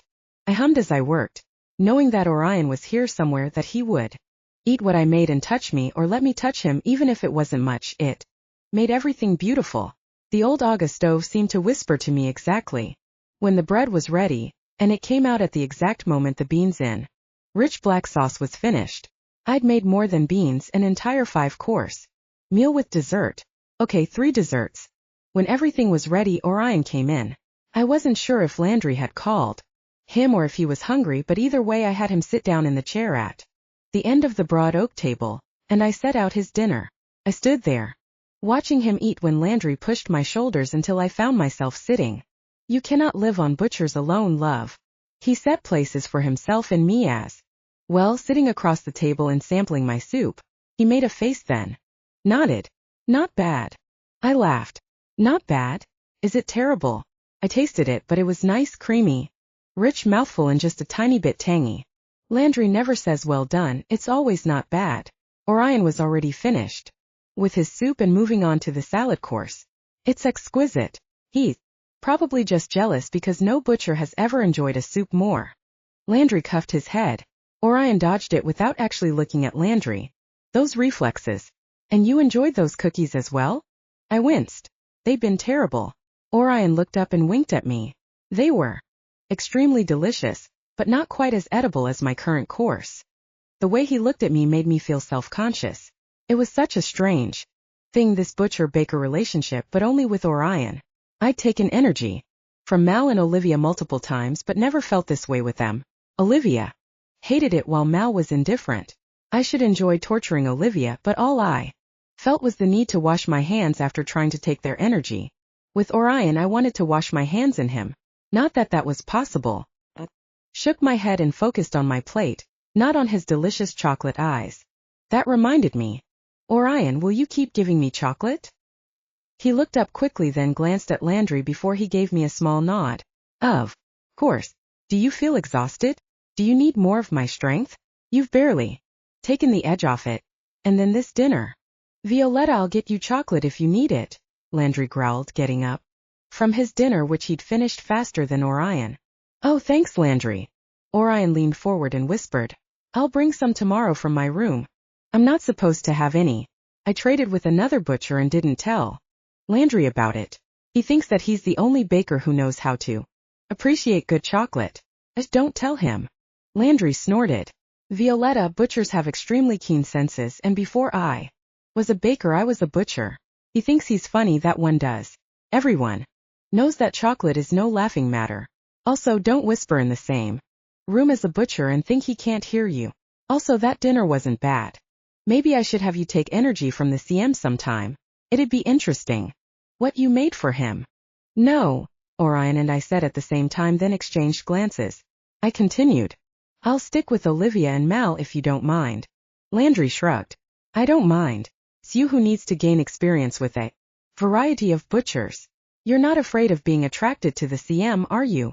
I cringed at the idea of feeling anything towards Orion's dad like I felt towards him. I'd rather not take the chance. Orion gave me a look and I turned away, gathering up plates. A few days later, after sunset but when it was still quite visible, I crouched. I should have put on a coat, but I wasn't going to take very long. I should have known that I'd be touching the silvery leaves of a rosemary plant and rubbing my fingers together, inhaling as if it would tell me all its secret thoughts. This world was beautiful in its way. Terrifying but beautiful, I supposed, exactly like Orion, the perfect butcher. Package. I brought back the pot. I spun around as Armand stepped from the shadows, carrying the enormous silver pot under his arm. That's nice. Go ahead into the kitchen. Landry will be glad to see it. The Greek's waiting by the pond. He hasn't seen you for some time. He brought you pizza. I grinned at Armand and took off at a run, heading through the garden and down the path, up the hill and through the woods to the pond. I'd only gone there once in the time I'd been living there for the past 5 days. 6 now. Gone when I'd been missing Orion so much that I thought I was going to die. Wasn't rational, but it's how I felt. Living like this was so much better. Seeing him in the morning before classes when I'd feed him breakfast and he'd tell me about something funny Francis did to Sebastian and how Sebastian was lecturing Francis on needing to take this job seriously, while Tony stood behind him mocking him. Orion really liked that. I really liked holding his hand while we walked around the garden with the air smoking from our breath, watching the sunrise together. Every morning he came along with the sun. Wasn't sure how long that would last, but I was already addicted to it. Often he stopped for dinner, and I'd hold his hand for a few minutes afterwards, soaking him into me. Maybe I wasn't very interesting, but I'd always been happy about the small things. I'd always excelled at everything, but that was work ethic and determination, dedication, not happiness. At any rate, happiness was also me running along in the growing darkness to the pond of purity to see my friend. I ran into his enormous arms, hugging him at once while he squeezed me back, lifting me off my feet for a moment. Look at you, all dressed in black with that cute little bow around your neck. You're much too cute to be a baker. I wrinkled my nose at him. Excuse me? Is that a gender slur or something? Do you think that I'm not adequate as a baker just because I'm wearing a skirt? Asked Landry about it because I don't see him wearing a uniform, but he said it was really important that all the butchers know that I'm Landry's intern. Don't know why. I hardly ever see any butchers around Candlestick besides Orion, Mal and Olivia. The Greek raised a dark eyebrow and nodded to where his car was parked. They're protecting you. Good. What have you been doing with this? He ran a hand over my hair and I beamed at him. Doesn't it look good? Landry showed me how to mix an herbal formula that I rinse my hair in and it just does this like magic. He leaned closer and inhaled, then smiled at me. Very nice. I'll have to get the formula from you sometime. Let's go sit in the car and eat. You must be cold out here.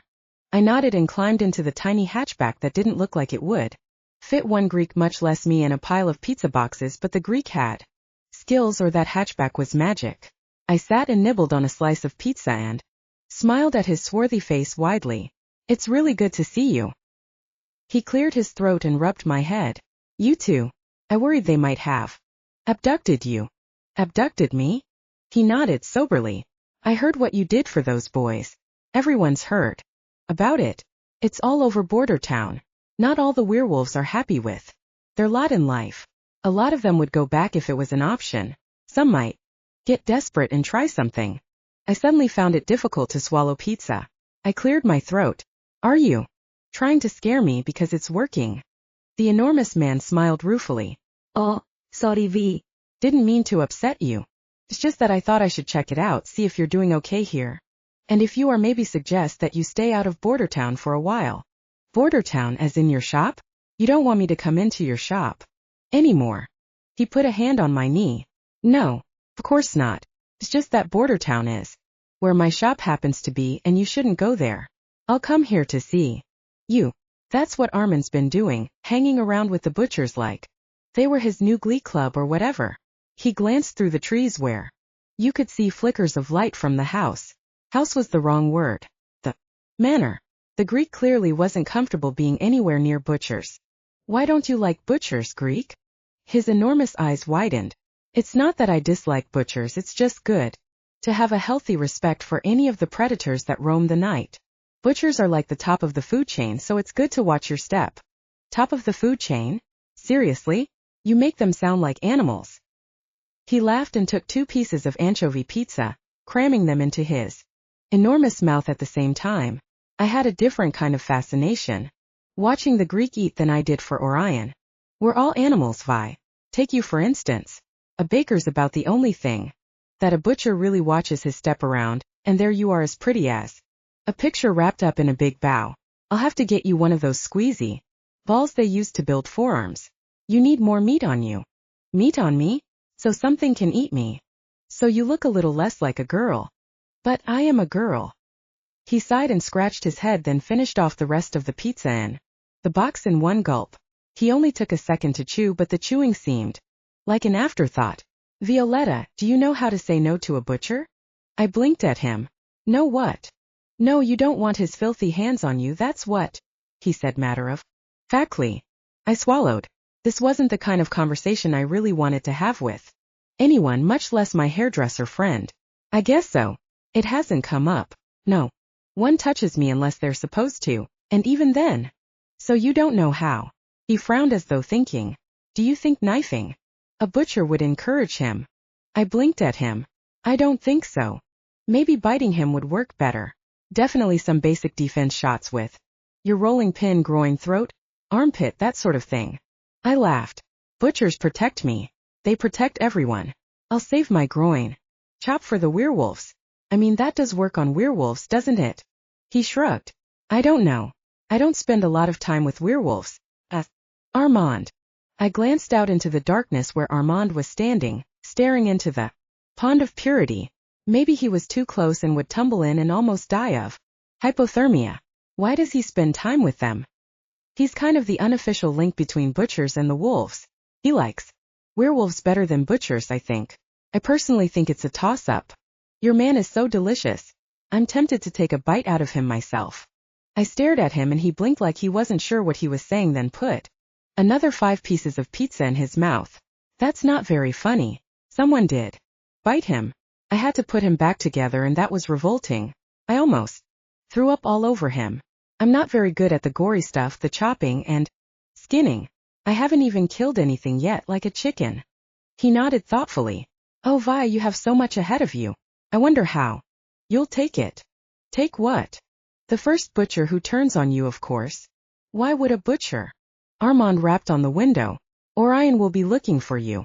Greek, if you don't want him to find you here, you'd better take off.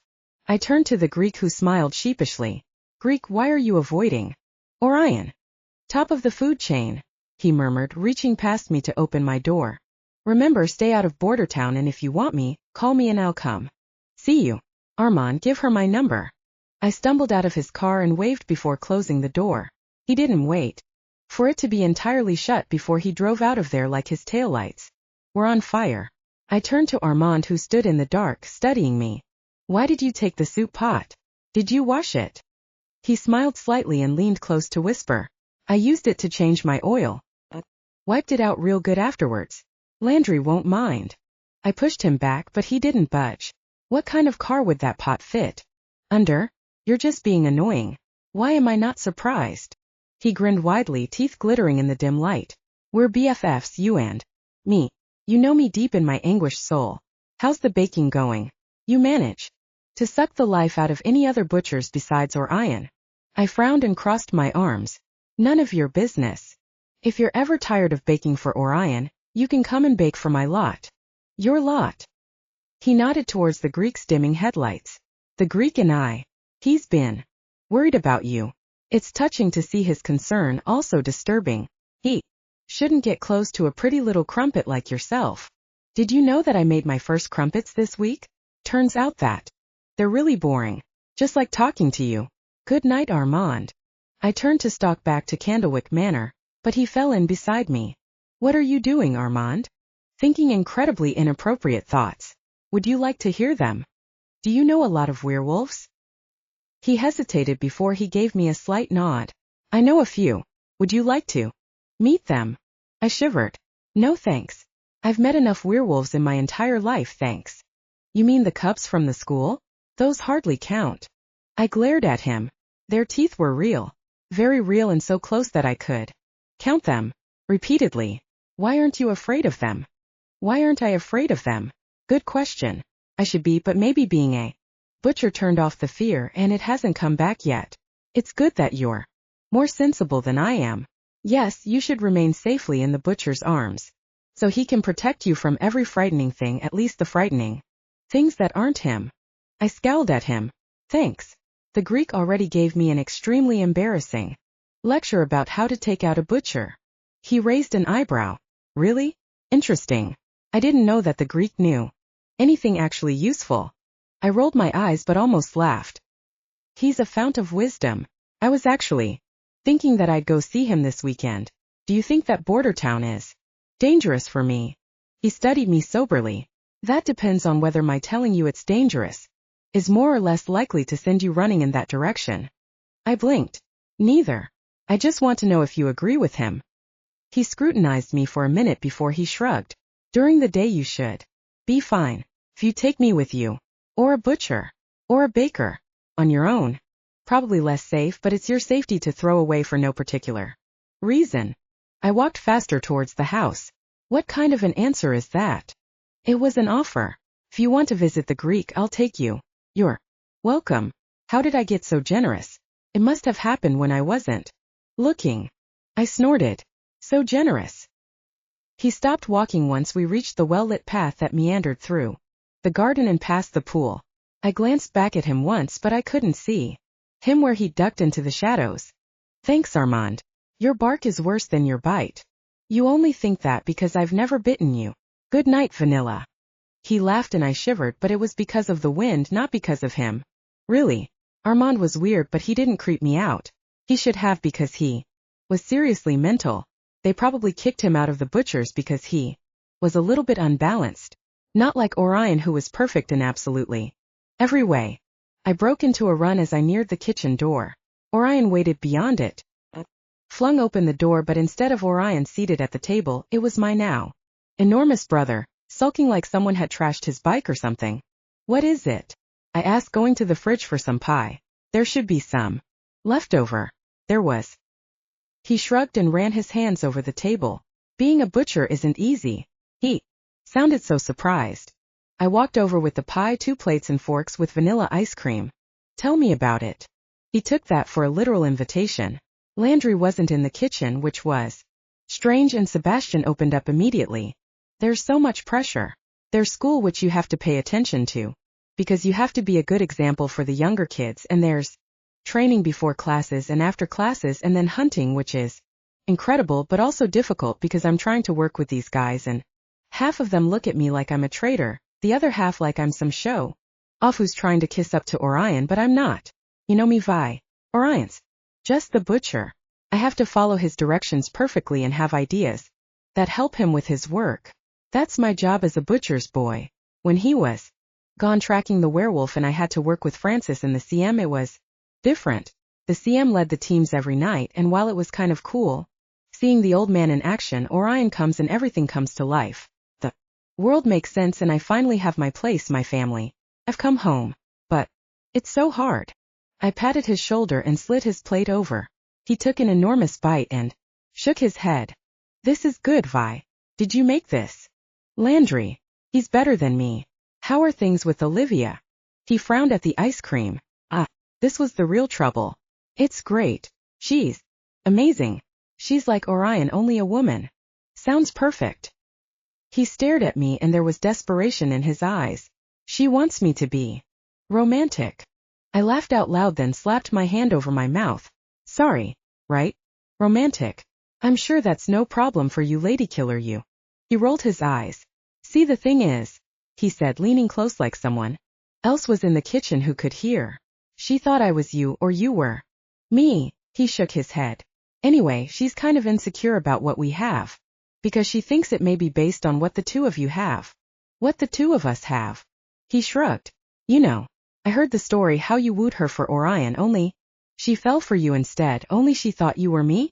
That must have been hilarious. Hey, how did you do it? What did you say? You want pointers?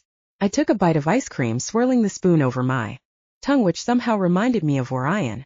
Absolutely. I cocked my head and stared at him. She liked it when you punched Orion in the face. Out of the question. She liked it when I fell in the pond and humiliated myself. No way. Come on, Vi, she liked you in spite of your wimpiness. She said you showed great character or something. I sighed. I did kind of, I don't know, say sweet things about her. I was wooing her for Orion. I waxed poetic. He leaned forward eagerly. Okay. Like. I scratched my nose, frowning.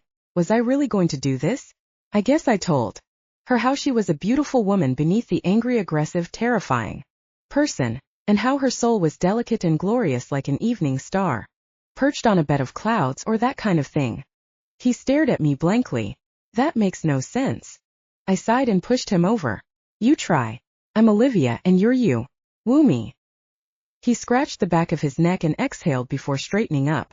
He looked at me the same way he looked at Mom before he lied about running over her herbs with his bike. Not a good start. Olivia, you're so hot and even. Though you slice through a zombie without flinching, your hair always looks real good. I snickered. I couldn't help it. Wow, that's bad. Think metaphor. Like. Her eyes are like. And her hair is like. And her lips are like. He sighed heavily. Her eyes are like coals. And her hair is like coals only. Soft. Her lips are like slugs and squishy leeches. Vi, stop laughing at me. This is hard. I laughed harder until my face was almost in the ice cream. He punched my shoulder, enough to spin me to the side and stop my laughing. His eyes widened and he held up his hands. Accident. I don't know my strength. I rubbed my shoulder and shook my head. No kidding. Your strength is clearly not in the spoken word. Maybe you can draw her a picture representing your love or play her something on the violin. He swallowed and looked uncomfortable. How about you tell me what to say and I say it like in an earpiece or something? Yeah. I stared at him. No. Come on, you did it for Orion. And it was a mistake. Made things weird with Olivia. But it's so hard. I'm trying all the time just to be a butcher and then she's so amazing I'd be an idiot not to try and keep up with her, but I'm thinking Vi. She doesn't want to just make out anymore. She wants me to take her out and make her feel romantic. His phone buzzed at that moment. He took it out and put it on the table. He stared at it for a long time before he answered. Olivia, how are things? His voice changed when he talked to her, became deep and distant like he was a cool guy instead of my idiot brother. I rolled my eyes and took a big bite of pie. Yeah, I was just thinking about you. I think about you sometimes. Your eyes? Like glimmering obsidian, I said with my mouth full. Glimmering obsidian. Your lips like rose petals kissed by sweet dew. Rose petals kissed with dew. Your hair. Like the fall of silk on a starless night. Like silk at night. The fall of silk on a starless night. Get it right if you're going to be plagiarizing. I smacked his chest and he glared at me. A movie? I'd love that. What's my favorite romantic movie? He stared at me with desperation in his eyes. I sighed. What would Olivia like? The Last of the Mohicans. It'll make you look tough yet tender. Also, she'll be bawling in your lap at the end of it. I got up and took our plates to the sink, finishing off his ice cream. For a butcher, he didn't eat very fast. His loss. I hummed while I washed our dishes, listening to his side of the conversation. With amusement. Olivia's craving for romance was sated for one more day. The door crashed open and a butcher's boy came in. Sebastian, the butcher. Wants you. Sebastian sprang to his feet. Olivia, I've got to go, he said, hung up. Before she had a chance to respond, dropped his phone and charged after the boy like he'd been waiting his whole life for this moment. He had probably stared after him a little bit bemused. He wanted this life so much. He'd struggled for so many years trying to be a butcher, so sick but hanging on. Because he knew what he wanted. He craved Orion's orders now that he could fill them. I envied him a little how he knew the life he wanted to live and went for it with both feet flailing beautifully. Not that I wasn't trying. I always did my best. It's just that this life, while fantastic, didn't seem like something anyone could maintain over a long period of time. I picked up Sebastian's phone and checked it, looking down at his contacts: Orion, Olivia, Toby, Francis, CM, Lance. I stared at that name. Olivia's brother? I checked messages from him and found a total of 1 sent. From Sebastian, an old message from a year ago ranting about the injustice of the butcher system. That was right before Lance died. How had he died? I'd never gotten the story straight. I went back to contacts, clicked on Olivia, and sent her a text. I'll be thinking about you every moment until I see your sweet face again. I saw Mom's and Dad's names with their pictures. I smiled and checked those messages, then frowned when I read the ones from Mom. Warnings over and over again not to get involved with that world, and Sebastian's response one of agreement but not actual agreement, more denial agreement. I knew Sebastian's denial agreement. When he was sick but snuck out of the house anyway. He didn't ever come right out and tell our parents no, he'd say yes and then do it anyway. So my mom probably had known about that whole thing with the renegades. What had happened to her phone? I called her before I could think about it. Maybe I just wanted to hear her voice in voicemail. Maybe I just wanted to pretend for 5 seconds that she was alive and would answer me. The voice on the other end startled me. Hello. It was a growl, irritated and angry. Hello? Who is this? You have my mom's phone. Yeah, who is this? He said it like it was a threat, a somewhat suggestive threat. Look, this doesn't belong to you. I can track the GPS, so you might as well tell me where you are. He laughed. Oh, I'll tell you where I am, alright? You want this phone, come and get it.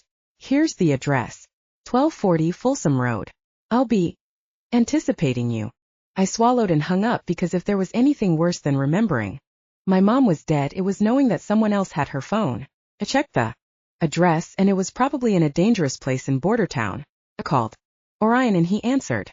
Who could this be? I'm watching the owner of this phone eat a plate of brownies like an animal. I sighed. He just had pie. I have a question. Of course. I'm going to take a cab to Border Town in a few minutes. Do you want to come with me? He was silent for a second. Border Town? I'd love to come. Do you need to take a cab or can I drive you? I exhaled. He wasn't going to try and keep me here. I'd like that. You have a very sexy car. I shouldn't have said that. He'd think I was flirting with him. I do. He laughed. I'll have to drive you around more often. When do you want to go? Is 20 minutes okay? Yes. 20 minutes at the front door. See you then. I ran upstairs, all 27 of them, to my room in the tower where I'd spent very little time. I got dressed and put on lipstick and mascara. My jeans were a little snug. Had I put on weight? Maybe I was finally getting some of those curves my mother had promised me. The timing was perfect since I didn't have to dress as my brother these days. Back down the stairs and through the halls of the manor. When I saw Orion waiting for me, I skipped a little before I forced myself to slow down. Just because he was waiting there, like a smiling piece of cream pie, didn't mean that I had to act like a fool about him. So what are we doing in Border Town? He asked, opening the door for me. His car was parked right in front, which Landry said only Orion did, and only because he wanted to remind the CM that he had a son instead of a machine. Orion didn't look anything like a machine to me. Machines didn't smell that good or taste so delicious, not to mention the way he felt. I'm going to pick up my mom's phone. He raised his eyebrow. Really? I lifted Sebastian's phone and shrugged. I called and someone answered. He sounded like a perv, so I brought you along. I hope you don't mind. He smiled slightly. I love pervs. They're my favorite things to run into when it's dark out. Maybe you'd rather stay here while I retrieve your phone for you. I shook my head. I'm okay being your baker, but I'm not going to hide. Ah, in that case, I'm very glad you like my car. I hate cabs. You are a little too fearless sometimes. I laughed. You think I should be afraid of cabs? Then I'd have to get a sexy car that I could use to pick up hot strangers. I shook my head as my smile melted away. The truth was that I was nervous about going into Border Town. After the Greek specifically warned me to stay away, but it was my mom's phone. I'd do anything for even a memory of her. Fearless? You were there when the puppies freaked me out, right? After a werewolf had attacked the Greek. Yeah, that had probably been a werewolf. He frowned and grabbed my hand, pulling me against him, wrapping strong warm arms around me. In spite of being where anyone could see us, I sank against him and let him hold me. He spoke low. I remember. You cried and I felt so helpless. I wanted to do something to help, but all I know how to do is fight. I was too late to help. Your parents. I swallowed and ran my fingers over his cheek, gazing into his chocolate eyes. So soft, so sweet. You did everything. You made it safe for me to be sad. Needed to cry. I needed to feel all of that so I could breathe again. You were there. That's enough. He smiled and bumped my forehead with his. Low expectations. That's new. I shook my head and slid my fingertips over his jaw. His skin was so sweet, so delicious. I had to kiss him. I couldn't remember why I decided it was smart to have space between us. Being here is the hardest thing. My parents loved me so much, but they couldn't do that. He squeezed my hand and leaned forward, brushing my forehead with his lips. I'm sorry, Violetta. I can't make up even a small percentage of what you lost, but if I could, I would. He stepped away and opened up the door for me. I got in and blinked the moisture out of my eyes while he circled the car to the driver's seat. We were off, driving with the top down like it wasn't freezing. I was wearing a warm coat, and he kept my hand in his. I liked watching the wind whip strands of his hair behind him. There was so much crackling life to him, so much beautiful existence. The drive ended in the front of a dingy mechanic's garage, broken down cars and trucks parked all around. Orion pulled in the drive, blocking off the entrance, which was fine because it was obviously closed for the night, maybe the decade. He got out of the car and walked to the glass door, rapping on it with his knuckles. What's this? A voice hissed from the shadows. Looks like supper. I was torn between shrinking down in my seat and following Orion. Which would be better for defense? Probably in the car. Also, I could run over someone if they tried to attack Orion. I slid into the driver's seat before I realized that Orion must have taken the keys with him. I could honk the horn. Probably someone wouldn't murder Orion while I was honking a horn. It was too dark. We should have come when it was light. Orion stood there like he hadn't heard the voice and knocked again, louder. This time, shaking the door and making the glass in the side window quiver. We're here for a phone. A cackling laugh came from the other side, from the cavernous darkness of the garage. Orion, maybe we should leave, I whispered as loudly as I could. He turned around and cocked his head at me. Why? Because this was the creepiest place I'd ever been, and it reminded me of the night in Calder with the werewolves thumping in weird places. I was not a horror movie person, but this seemed like the beginnings of one. We should come when it's not dark. He smiled. I think this place is more populated in the dark than the day.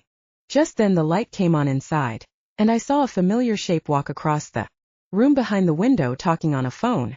He unlocked the front door and pushed it open, glaring at Orion and me before he waved me in. I scrambled out of the car and hurried across the pavement to the door, joining Orion and Armand. I don't care how they smell. If you have beds, use them. You can always vacate the premises. Of course it won't last forever. Eventually you'll be rotting in a grave somewhere. Yeah, fine. He hung up and smiled at me. Violetta Tancetta, if it isn't my favorite little crumpet. Orion, you know. She's learned all about crumpets. Did you bring me some? I stared at Armand, at his gleaming smile, and edged slightly behind Orion. I'm here for my mom's phone. What are you doing here? Armand glanced around as if he was surprised to find himself in such a filthy shop. I keep a little office here. Jack's the night watchman / janitor. Hard to believe a janitor has ever been here, but it tells you a lot about Jack. That's right. I still have her phone. It's evidence, you know. I stared at him. Oh, Jack, I guess it was Jack. He said I could come and get it. Armand raised an eyebrow and glanced at Orion. Yeah, I don't think he meant the phone. I think he was referring to trouble. What do you think, Butcher? I think you should give her the phone. Armand cocked his head. Trouble. She wants it. Trouble? Clearly, but I'm not certain about the phone. I rolled my eyes. Do you need it for evidence? Are there any suspicious messages, and if so, haven't you copied them already? Armand studied me before he shrugged. Yeah, probably shouldn't keep it now. Jack will be calling you in the middle of the night, trying to get you to come out for a bite. Don't think you'd like that. She used her brother's phone. Armand nodded. That's good. Her brother could use a bite or two taken out of him. Jack's a werewolf, he added like I wasn't freaked out enough. The werewolves are a bit skittish at the moment. There are more coming all the time from the sticks. Think they'll be safe in the city. More werewolves, I whispered, grabbing hold of Orion's arm. You the one who cured them? A whispery voice came from the doorway of the small waiting room, not much besides a service desk and a few uncomfortable looking chairs. Mrs. Maverly, won't you introduce yourself properly? Mrs. Maverly, Violetta, the butcher's very own baker. Mrs. Maverly is a werewolf. The old woman edged into the room wearing a shapeless dress, her long hair wound into a low bun. Is it you, girl? I stared at her, heart pounding. She was a werewolf? She looked so normal. I'm the baker, I whispered. She nodded and stepped forward, but Armand stepped in front of me. Mrs. Maverly, the girl is nervous. You can smell the fear on her, can't you? Yet. And she's here for something and will be on her way. He took her arm and led her out into the darkness of the garage beyond while I stood there, hiding in Orion's shadow. Are you all right? Orion murmured. I swallowed hard. She doesn't look like a werewolf. Doesn't she? I've probably seen more than my fair share. You can tell a werewolf from a normal person? Oh yes. I can also tell how close they are to shifting when they last bathed and what they had the last time they ate. I can tell how many there are here and how hungry they are. In short, I know whether we are in danger or not. And we're not. I gazed up at him while he grinned at me, then wrapped his arm around my shoulders. Definitely not. Armand is very good at soothing them. I am very good at killing them. And if Armand wasn't here? He shrugged. I let him know we were coming. Oh. I frowned at the filthy floor. Was there a broom or something? Yeah, behind that file cabinet beside the counter. I stepped away from him, reached over and grabbed it.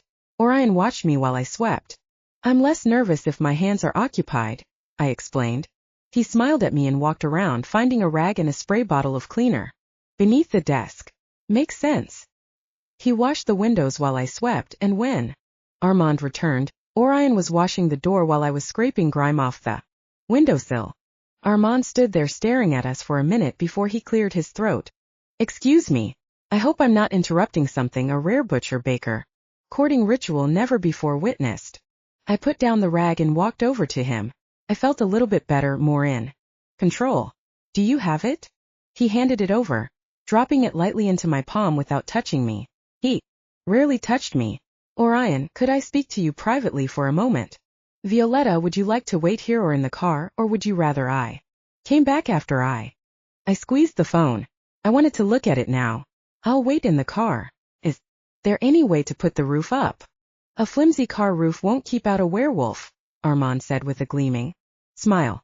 But it will keep out the cold. I glared back at him. He was trying to scare me. There was absolutely no need because I was already terrified. I'll take care of it, Orion said, heading out. I followed closely. Once the roof was up, Orion pulled me close and held me just for a moment. It won't be long, he whispered. I'll be right there watching you the whole time. If I didn't think you were safe, we wouldn't have come. I nodded against his chest, then pushed him away. I'm fine. Give me your keys. He gave them to me with a smile that made me a little bit warmer. After turning on his car, locking the doors, and turning up the heater, I went through my mom's phone. For a long time I just stared at the photo of our family, all of us crowded together in front of an enormous statue of an elephant. We'd gone to the zoo that day even though Sebastian was sick. He'd insisted that he needed to see a walrus. He'd been so sick, thin, hollow-cheeked and eyed, wearing a bandana instead of the ridiculous curly wig I'd learned to hate so much. How had he changed from that to muscle-bound butcher? He said it was my baking, but I hadn't been allowed to take energy from him. At least not much, not enough to really give him what he needed. I read my mom's messages to anyone weird, but mostly it was me, BAS, and my dad. I read through her messages to my dad and started to get choked up. Could practically hear her voice. Pick up some mushrooms on your way home. Make sure they're not slimy. And his, 10 years ago, still living it down. Or her. I need to meet with V's teacher. You get to make dinner. And his, you really know how to make the kids miss you. Or her, I love you. Don't be home too late. And his, I would sooner be devoured by a million lions. Love you, my beautiful bee. It was for botanist, at least that was the joke. My dad would call her his beautiful bee, and she'd give him a mock glare. Bee for what? And he'd always say botanist, but there was something else in his bright and amused blue eyes. Baker, of course. She was his baker and he was her butcher, and they had been devoured by a million lions. I closed my eyes and held the phone against my cheek. Didn't smell like her. I sniffed the phone and it smelled musky, dusty, and a little bit like dog. Chloe had a dog and her house always smelled a little bit like that. Orion pulled on the door handle and I unlocked it for him. He got in and smiled at me. Sorry about that. Armand wanted to lecture me about keeping you out of Border Town, particularly driving right up to Werewolf Central with you. I blinked away the tears. He'd already seen me emotional tonight. What does he care? He cleared his throat. He says that riling up werewolves will make his work harder and he's a lazy cuss, but I think there's more to it than that. I think he may actually feel like since he found your parents he's responsible for your safety in some way. I sighed and leaned over until my head was on his shoulder. He stiffened up for a second, then leaned his head over on mine. This wasn't a good way for him to drive. I forced myself to sit up, but I wanted him to hold me, not just for energy but because my heart ached. This phone wasn't what I wanted. I wanted her. We drove in silence for a few minutes before he slid his arm around my shoulders and pulled me back against him. I didn't struggle, instead turned my face against his neck and let the feel of him erase the pain all the way back to candles.